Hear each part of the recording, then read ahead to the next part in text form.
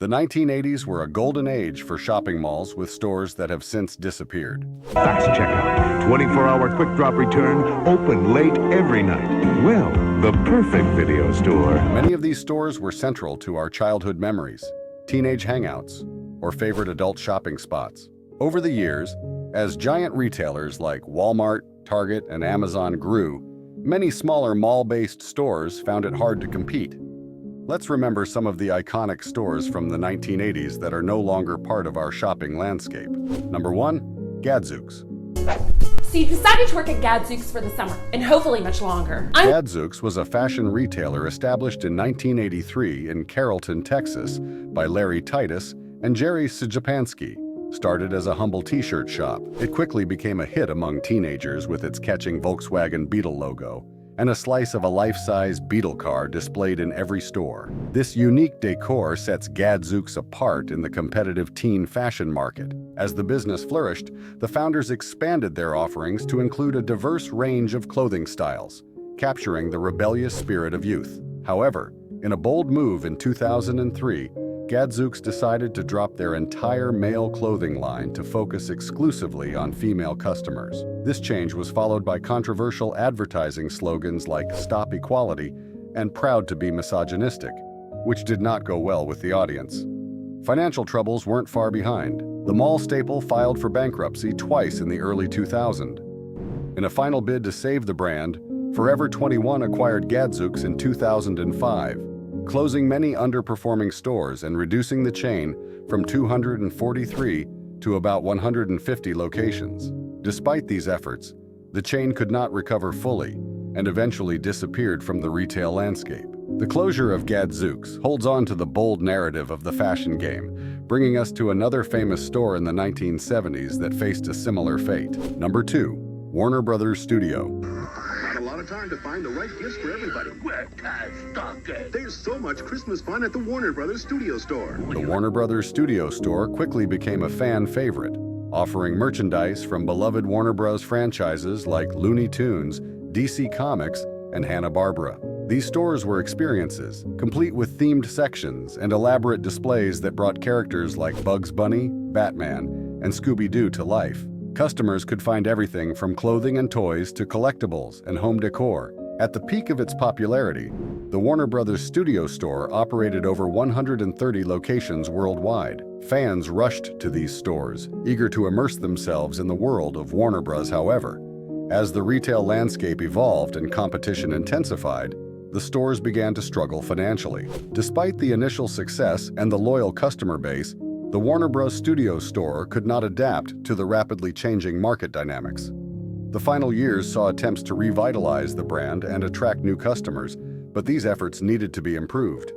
In 2001, the Warner Bros. Studio Store closed its doors for the last time. Say what you want about the result, but the Warner Bros. Studio Store was built from big dreams that failed, and this next retail chain was no different. Number 3, Borders. Borders provides a broad selection of books, music, and DVD titles at each Houston area location. Borders began business in 1971 when brothers Tom and Louis Borders opened their first store in Ann Arbor, Michigan. The store started out selling used books and quickly expanded its inventory to include a wide range of new books, music, and DVDs. This was a place where book lovers found a sanctuary, filled with reading nooks and cafes that invited customers to linger over coffee and a good book. At its height, Borders boasted over 1,200 stores across the globe, becoming a beloved staple in the community for browsing and buying books. Their stores were cultural hubs where people could meet, discuss, and engage with literature and each other. Despite its strong presence and loyal customer base, Borders could not withstand the shift in consumer habits towards online shopping, dominated by giants like Amazon. The convenience of clicking to purchase rather than visiting a store, combined with competitive prices online, slowly eroded Borders' customer visits. To revitalize the brand, Borders made several attempts to reinvent itself. However, none of these were enough to counter the changing tide. In 2011, Borders filed for bankruptcy, and the once thriving chain closed its doors for good, leaving behind empty shelves and a legacy of book culture. When it comes to business pressure, The next store faced even greater challenges in the 70s, and that's no exaggeration. Number 4. Blockbuster. Store Welcome to Blockbuster Video. is popping up all over the country.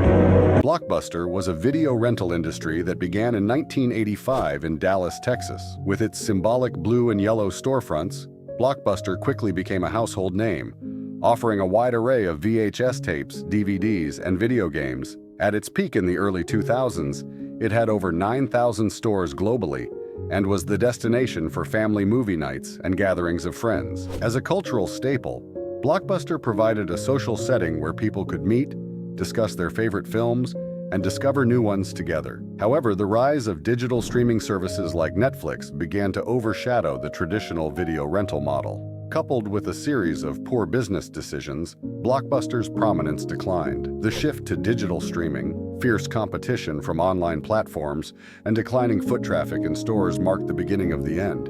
Blockbuster filed for bankruptcy in 2010 for its failing grip on the market. By 2014, nearly all of its stores had shuttered, leaving only a few independently operated locations. If you think Blockbuster has a rough end, wait till you hear of the next famous store on our list. Number 5. Merry-Go-Round.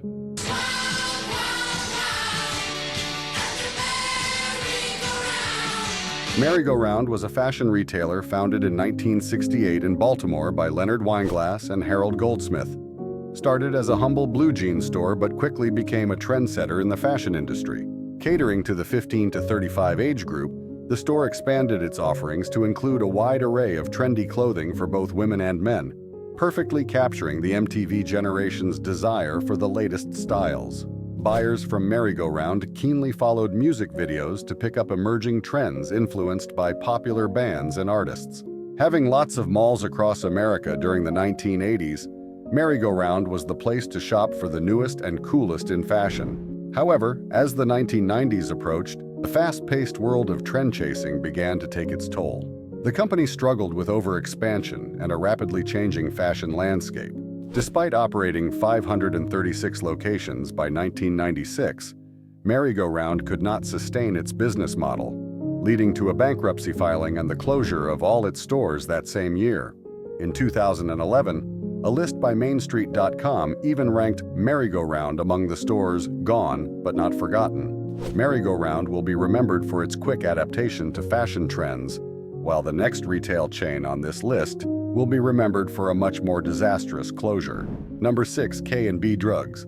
You can find everything under the sun and save too during the May anniversary sale at K&B. Gustav Katz and Sidney Besthoff founded a small drugstore on Canal Street in New Orleans, Louisiana in 1905. Over the 20th century, this modest beginning would rise into a beloved regional chain known as K&B. The chain became known for its unique shade of purple that repped everything from signs and employee uniforms to cash registers and packaging of K&B brand products. This distinctive color was dubbed K&B Purple and became instantly recognizable across the region. K&B offered a mix of usual pharmacy items alongside cosmetics and photo processing services. However, what set K&B apart were its private label items, including household goods and trash cans, all available in the signature K&B Purple. The chain was also famous for its K&B ice cream, with Creole cream cheese flavor often selling out due to its popularity. K&B even ventured into beverages, producing K&B brand beer and liquor,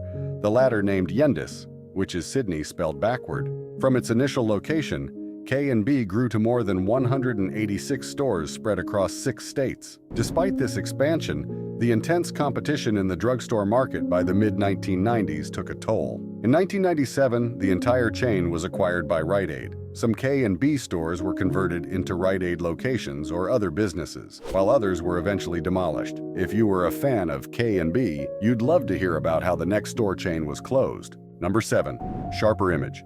Sharper Image was founded by Richard Thalheimer in 1977. It was a popular retailer known for its innovative gadgets and high-tech toys. The stores offered a futuristic shopping experience with modern layouts that featured interactive displays and product demonstrations, attracting tech enthusiasts and gift seekers. Shoppers could explore a variety of products, from massage chairs and air purifiers to the latest electronic gadgets. However, Sharper Image's focus on higher-priced items became a challenge as consumer preferences shifted and sales began to decline. The retail landscape was changing rapidly, and despite its unique product offerings, Sharper Image struggled to adapt. Financial difficulties mounted, and in 2008, the company filed for bankruptcy. This led to the closure of many of its physical locations and a setback in its market presence. Efforts to restructure and revive the brand were made, but Sharper Image could not regain its former glory. But is it possible that a store's success or decline can hinge on its ability to do a merger? Let's discover the answer in the next famous store chain. Number 8.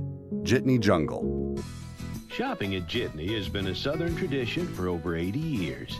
Founded in 1919 in Jackson, Mississippi by Judson McCarty Holman, William Henry Holman Sr., and William Bonner McCarty, Jitney Jungle was a grocery store that became popular in the southern United States. The unusual name Jitney Jungle was said to have originated from a newspaper typo in their first advertisement, although W.H. Holman Sr.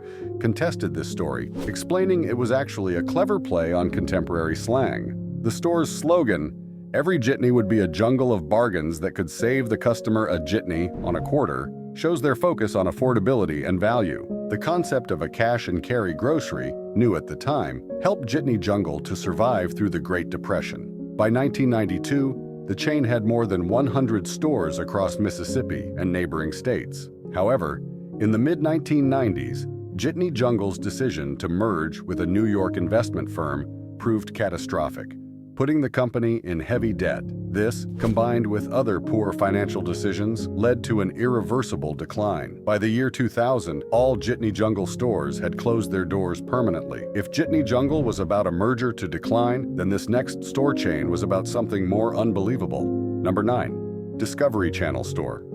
If you visited a Discovery Channel store and received a Discovery Atlas Channel Revealed Sweepstakes official game piece, please get ready to record the winning code. And here it is. The Discovery Channel Store, initiated in the early 1990s, was a retail venture by the well-known cable network, famous for its educational and documentary content. These stores provided a distinctive shopping experience by offering products linked to Discovery Channel's shows and themes. The product lineup included science kits, educational toys, books, DVDs, and themed apparel. The concept was to extend the channel's mission of educating and entertaining into a tangible format where curiosity and learning could be inspired. Despite its unique position in the market and the niche appeal of its offerings, the Discovery Channel store found it challenging to sustain its physical retail operations. In 2007, the chain made the difficult decision to close its physical stores, although it continued to sell some merchandise online for a while after the closures. The attempt to bridge the gap between educational content and retail never fully adapted to the increasing shift towards online shopping. Like County Seat, the Discovery Channel store experienced a rise and fall.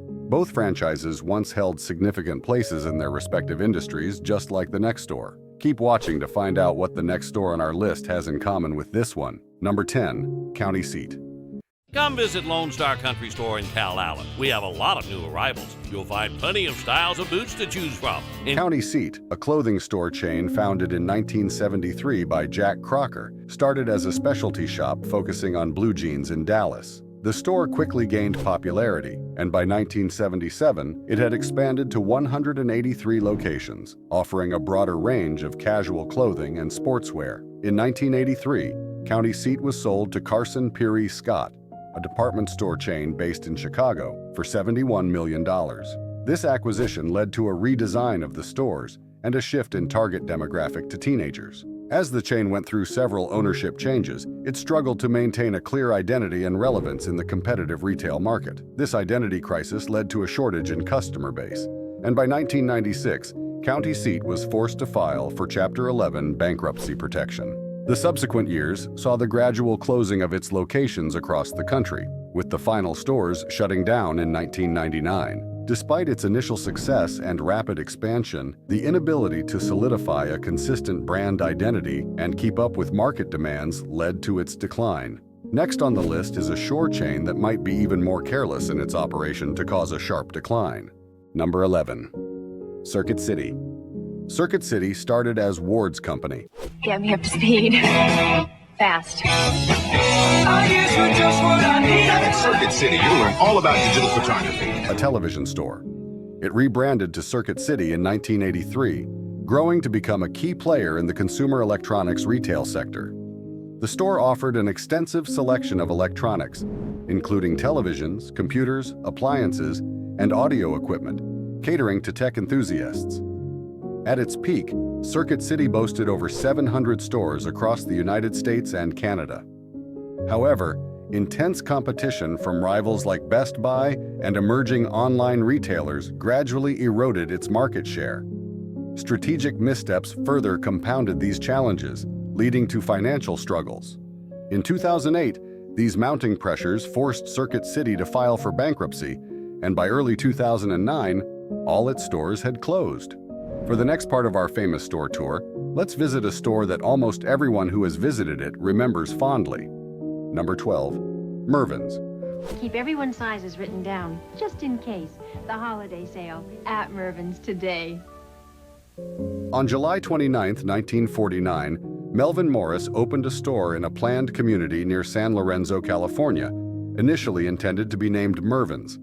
However, a suggestion from the architect to tweak the spelling to Mervyn's for distinctiveness changed the course of the store's branding. Mervyn's capitalized on a no-frills approach, using reduced overhead costs to offer lower prices than competing department stores.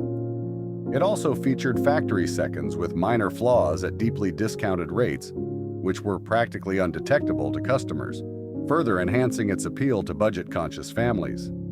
By 2006, Mervyn's had expanded to 189 stores across 10 states, with many located in shopping malls and some as standalone properties. Despite its long run and successful penetration into various markets, the store's sales began to decline progressively. This decline continued until Mervyn's eventually closed all its stores by January 1, 2009. Following its closure, there was speculation about a potential revival through an online-only store, but those plans never materialized. While Mervyn's was still relevant, another retail giant was dominating the country with their expansive offerings. Number 13, Tower Records. Did you know that the largest record store in the known world universe is here in Los Angeles? It is, and it's called Tower Records. Tower Records, founded by Russ Solomon, began as a small section within his father's drugstore, but quickly became a cornerstone in the music retail industry. Renowned for its vast array of music choices, Tower Records offered everything from chart-topping hits to niche indie albums, making it a cultural hub for music lovers. The store sold CDs, vinyl records, and embraced the emerging markets of DVDs and video games. With an active atmosphere and staff who were passionate about music, Tower Records expanded to over 200 stores across 15 countries at its peak. However, the rise of digital music and the shift in consumer purchasing behaviors spelled trouble for Tower Records. As more people turned to online platforms for their music needs, the demand for physical media declined. This shift led to financial difficulties for the chain, leading to a bankruptcy filing in 2006. The closure of its stores marked the end of an era for physical music retail, leaving a void for those who cherished the unique experience of browsing through a music store. While Tower Records was still welcoming music enthusiasts, another iconic business was making its mark. It's time to visit our next famous store franchise, which was one of the biggest chains in the country. Number 14, A&P. The 10-day bouquet. Only $10, only at A&P. We're fresh obsessed. Known simply as A&P, the Great Atlantic and Pacific Tea Company was once the grunt of the American grocery store scene. Founded in New York City in 1859, A&P grew to become the largest grocery chain in the United States, a title it held from 1915 to 1975. At its peak in 1930, the chain boasted nearly 16,000 locations across the USA and Canada, dominating the grocery market. However, the landscape began to shift in the early 1950s as new competitors with more modern offerings emerged. By the 1970s, A&P stores started to appear outdated and struggled with rising operating costs. Despite numerous changes in ownership and various revitalization efforts, the chain could not regain its former glory. The decline was gradual but steady, reflecting a company unable to adapt to a rapidly changing retail environment. After a historically long run, The remnants of the once giant grocery chain came to a close when the last 296 A&P stores shut their doors on November 30th, 2015. But at least A&P stores had a good run. The next store stood no chance. Number 15, Fry's Electronics. Get ready for the future. Power up. With guaranteed low prices in every department at Fry's Electronics. Fry's Electronics, established in 1985 in Sunnyvale, California, quickly became a cherished destination for tech professionals. The store was designed to be a one-stop shop, offering everything from computers and software to consumer electronics, household appliances, and even snacks. Each Fry's location was enormous and uniquely themed, providing an engaging shopping experience that set it apart from typical electronics retailers. The chain experienced rapid growth, expanding to 34 stores across 9 states at its height. However, retail began to change with the rise of e-commerce giants like Amazon, which significantly altered consumer purchasing habits. As online shopping became more prevalent, Fry's faced increasing challenges, struggling to compete with the convenience offered by online competitors. After several years of declining sales and attempts to adapt to the changing market, Fry's Electronics was forced to close all its stores permanently in 2021. That was a tragic one. Yet the story of the next famous store is even more heartbreaking. Number 16, Service Merchandise. The Service Merchandise Catalog. It's like a who's who of famous top-quality name-brand items at the lowest possible selling prices. Founded in 1934 by Harry Zimmerman, Service Merchandise was a unique retail chain that combined the traditional store experience with catalog shopping. Unlike typical retail stores, Service Merchandise operated as catalog showrooms. Customers would enter the store, browse through catalogs, and select items they wished to purchase.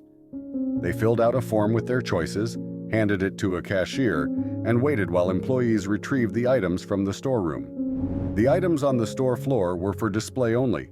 This innovative model had several advantages. It reduced overhead costs and required fewer employees, allowing the store to pass savings on to customers. Additionally, shoppers didn't have to carry their purchases around the store, adding convenience to their shopping experience. However, there were notable drawbacks.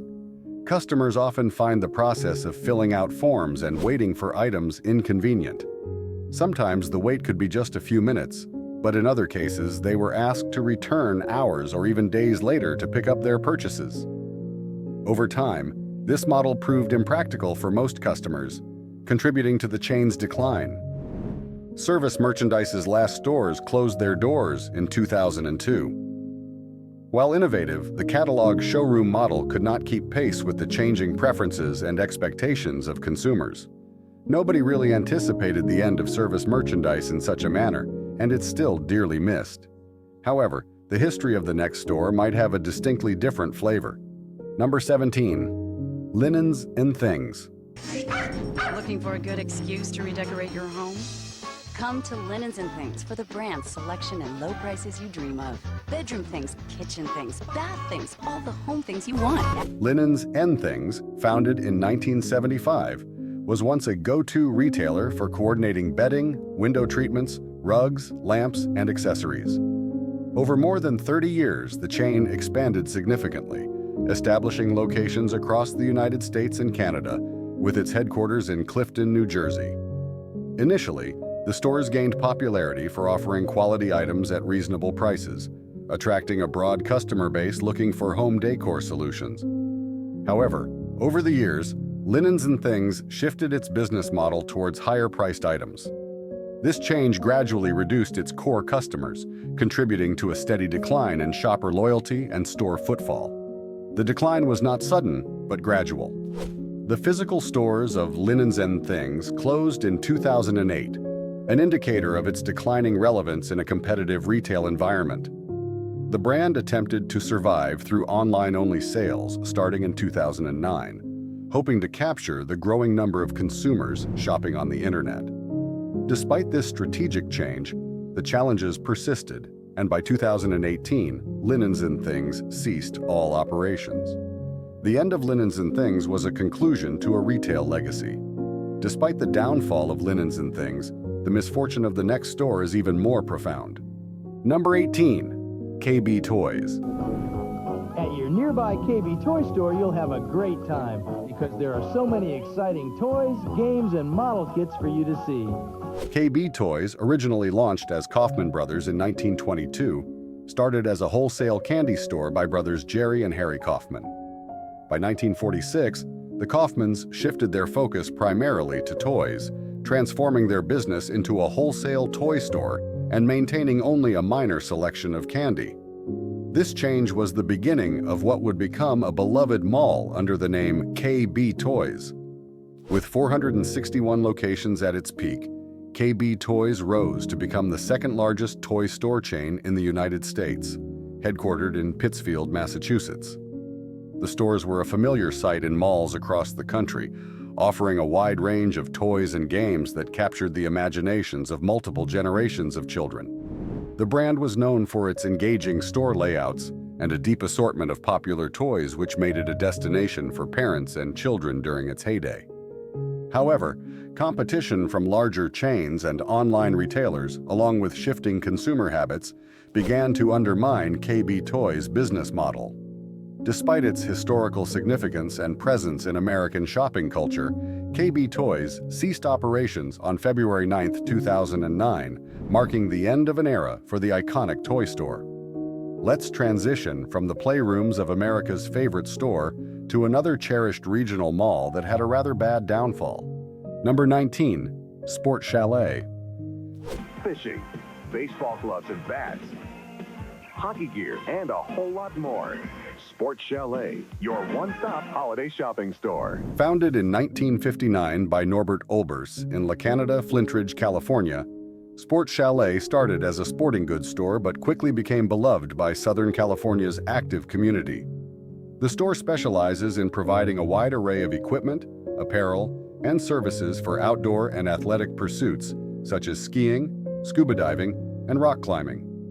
Over the years, Sport Chalet expanded its footprint to over 50 locations across California, Nevada, Arizona, and Utah.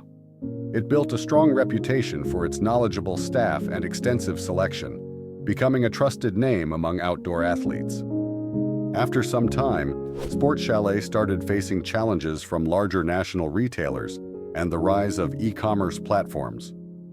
These competitors offered lower prices and wider selections, appealing to a broader market and gradually eroding Sport Chalet's customer base. In 2016, amidst declining sales and profitability issues, Sport Chalet announced the closure of all its stores. The closure of Sport Chalet was a significant loss for the communities it served and the sports retail industry. At some point, the tides were still favorable for Sport Chalet, unlike the tragic end faced by the next and last store on our list. Number 20, Dalton Bookseller. There's another reason to give 2 gifts. You might get 2 back. 2 great gifts, just $14.95 each at B. Dalton Bookseller. You can call me Books. Founded in 1966 by Bruce Dayton, the B. Dalton bookstore chain quickly became a familiar sight in American shopping malls. Dayton, substituting an L for the Y in his name, opened the first store in Edina, Minnesota, with a second location following shortly in St. Louis, Montana. Originally planned to operate in both downtowns and suburbs, B. Dalton found its niche primarily in malls across the country. By 1986, 20 years after its inception, B. Dalton had expanded to 798 locations, becoming known for its approach of displaying hardback and paperback books side by side. However, the late 1980s brought challenges. The bookstore chain faced declining profits, exacerbated by discounted pricing from rival chains and a slowdown in new mall construction, which had been crucial to its expansion strategy. These struggles led to the sale of B. Dalton to Barnes & Noble. Under new ownership, the chain was streamlined to 528 locations. Despite efforts to sustain it, the chain continued to shrink. By 2013, the last 50 B. Dalton locations were closed. That's it for this video. Do you remember any of these stores during their heydays? Did we miss including any stores? Feel free to let us know in the comment section. Thank you for watching. Till another time.